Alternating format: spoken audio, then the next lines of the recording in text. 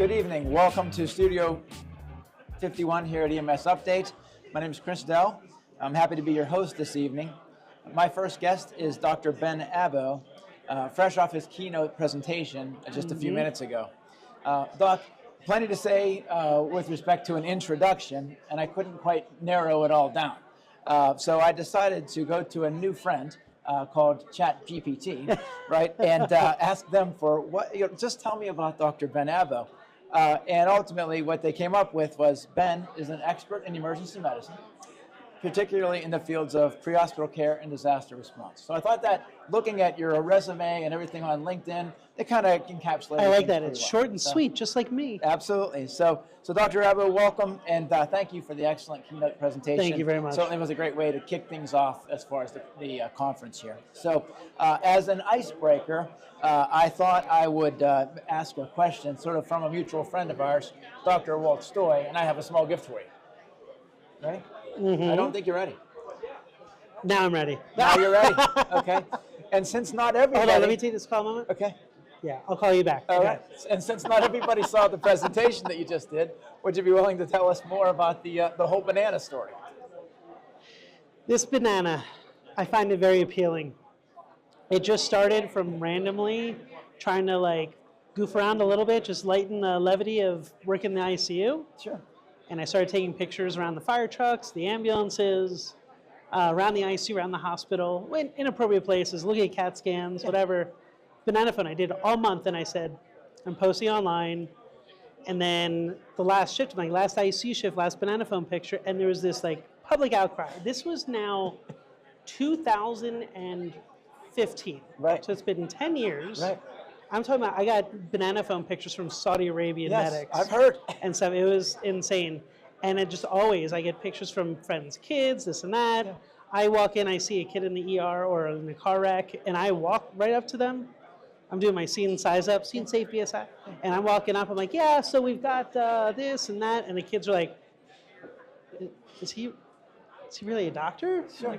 I play one on TV. Yeah, and I even saw your bag. It says doctor, really, a doctor, yeah. Right? So I like it. And I think one of the things that obviously the banana phone serves to do is one of the things you talked about in the presentation, which is just the importance of appropriately timed levity, humor, and I think it's really important. I think it's one of the things that can often be missed, right? Especially in this face of disaster response, emergency medicine. Absolutely. We can get very caught up in it. So I think it's fun, and I know several other folks that are kind of into the banana phone, right? So kudos to you.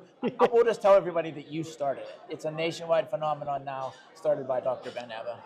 I dig it. I mean, it was after I did the whole thing that even President Obama did a banana phone picture. Once again, it's just all saying. about you. You know what I mean? Absolutely.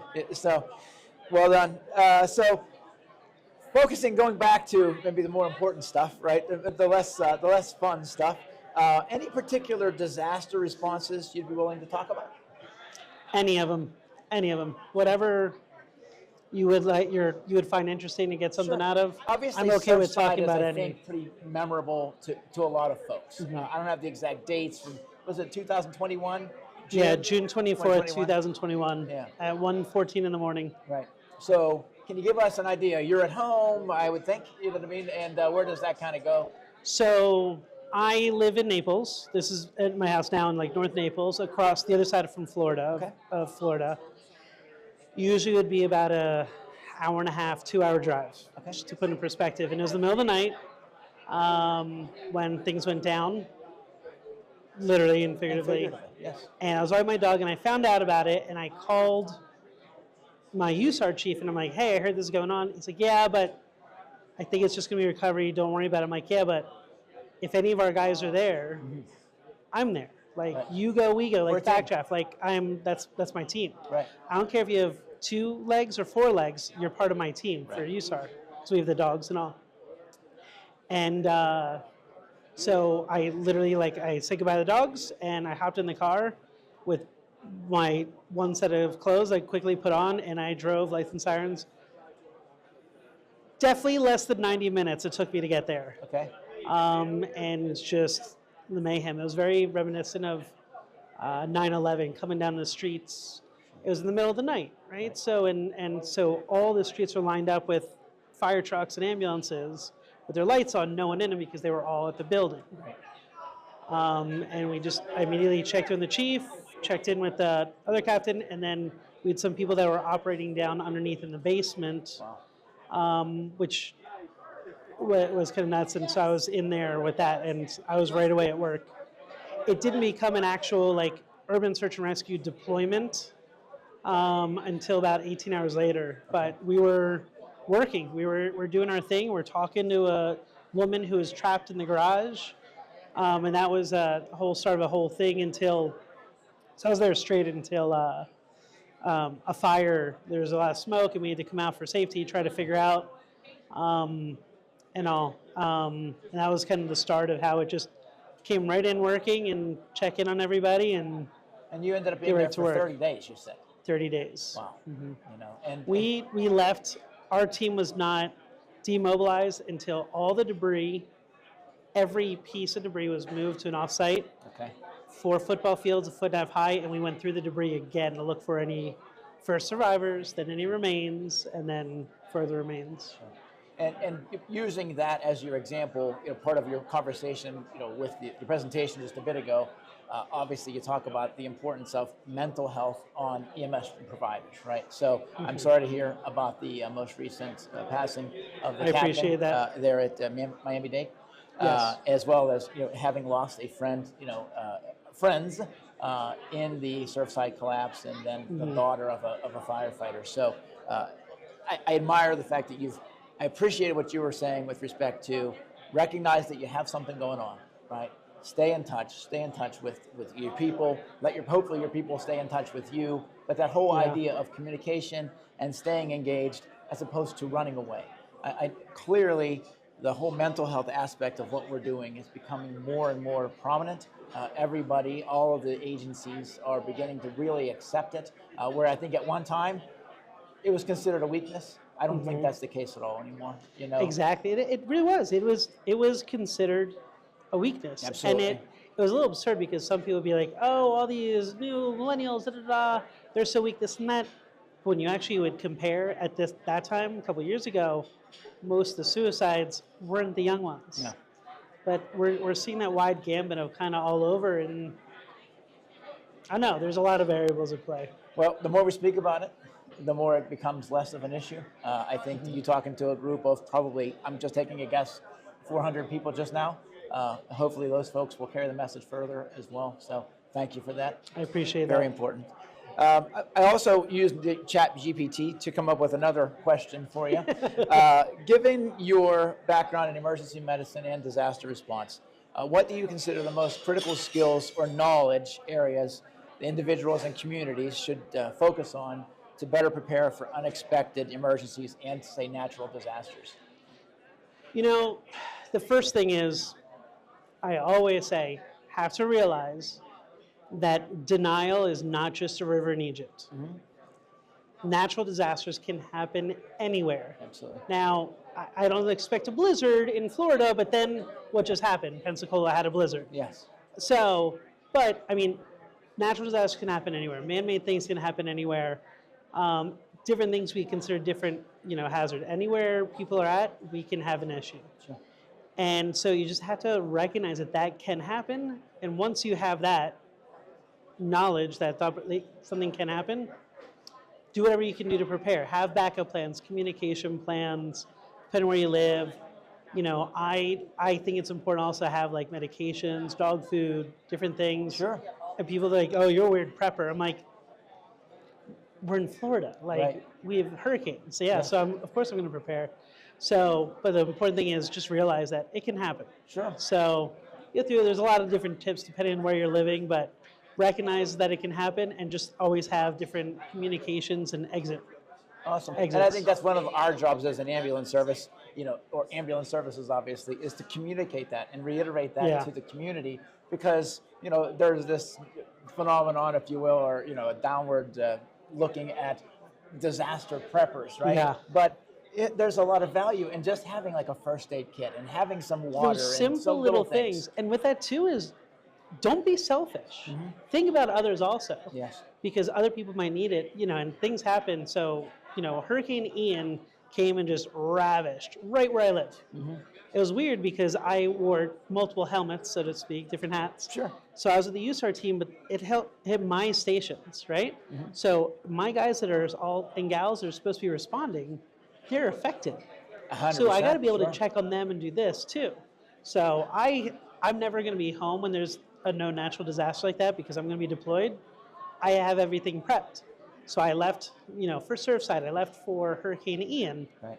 Then the fire chief goes through, one of them says, hey, we checked your house, you've got power, there's a tree down, we moved it, you're good to go. I say, cool. I immediately put a text to every chief, every department, any medics or EMTs or firefighters that lost a place to live, they can go use my house. I'm not there. That's awesome. They have power, they've got Starlink, there's a pool, whatever, just go use it. So think about other people too. Yeah, actually a couple families did. That's absolutely awesome. Kudos to you. I noticed your black and gold tie. Absolutely. You're down in Florida. There's other sports teams down there. I take that as that makes you continue to be a Yunzer.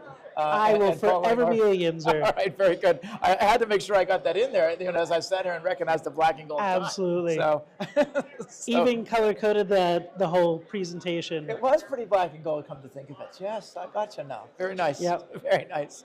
So we have lots of EMS personnel who desire potentially to become emergency physicians, EMS physicians. What kind of advice would you give for any folks that are considering that career path?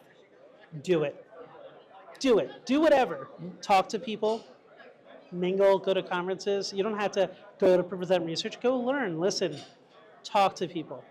Find mentors and figure out, you don't have to decide what you want to do. It's more important to figure out what you don't want to do. Sure. Because you never know. Like, my path didn't exist. Yeah. And it wasn't totally like, I want to do this, I'm going to do this to get there. Sure. It was a little bit of a potpourri, and some of it that India was because, they needed someone who taught the alphabet soup stuff, but then the other stuff came because from it, he was like, oh, you talked about Abo, do you know who that is? And then, oh, he's always happy with this. So it just, other things happen and people think of you. So just do it. Go out and do it.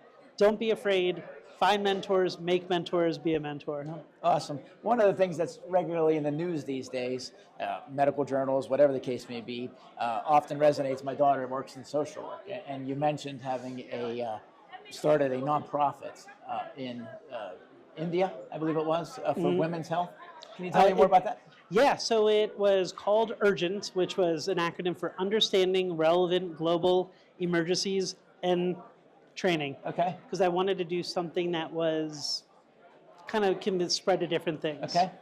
And I want to be self-sustainable. I don't want to be the only one kind of going and doing stuff. Sure. So Quincy and I started it because we could make a difference. And it started in Ethiopia. Okay. And we were working in Ethiopia, Uganda, and multiple countries. Fantastic. Does it still exist today? Still exists. That is fantastic. Yeah, absolutely. You mentioned giggling. You were talking about potentially writing your memoirs. I finished recently the book by Dr. Stewart, Treat Them Where They Lie. Yes. Right? So very interesting book. It certainly. I actually gave my paramedic students extra credit or bonus points. Okay. If they read it and proved to me that they read it. I like it. So how many points did I get? I read the book. 2 gold stars. Yeah, 2 gold stars. I'll take one. So, just black and gold, it's the best. Absolutely, perfect. Sort of a closing question. Another mutual friend, Adam Frisch. Do you get nervous when I say he has a story? He wants me to ask you a question. Does it make you nervous? No, at all? he and I, it's like all these things, and everything's based on connections, yes, right? 100%.